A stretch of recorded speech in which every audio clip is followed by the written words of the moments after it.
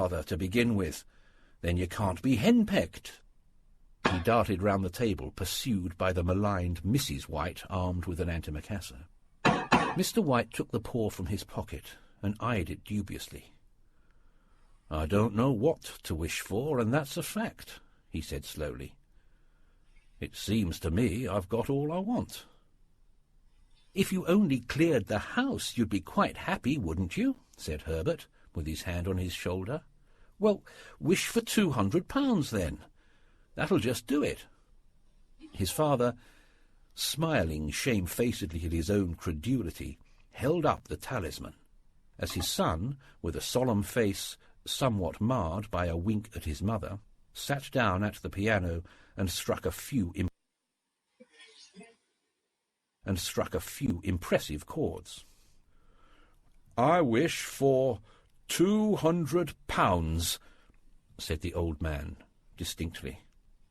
A fine crash from the piano greeted the words, interrupted by a shuddering cry from the old man. His wife and son ran toward him. "Oh, it never gives you really what you ask for." That way. "It moved," he cried, with a glance of disgust at the object as it lay on the floor.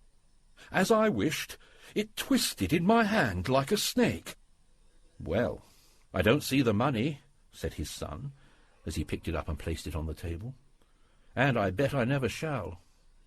"It must have been your fancy, father," said his wife, regarding him anxiously. He shook his head. "Never mind, though. There's no harm done, but it gave me a shock all the same." They sat down by the fire again. Outside, the wind was higher than ever, and the old man started nervously at the sound of a door banging upstairs. A silence unusual and depressing settled upon all three, which lasted until the old couple rose to retire for the night.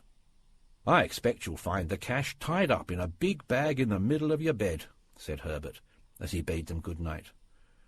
"And something horrible squatting up on top of the wardrobe watching you as you pocket your ill-gotten gains."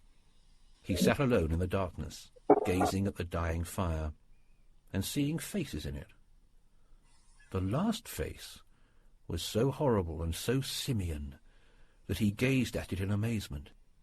It got so vivid that, with a little uneasy laugh, he felt on the table for a glass containing a little water to throw over it. His hand grasped the monkey's paw, and with a little shiver he wiped his hand on his coat and went up to bed.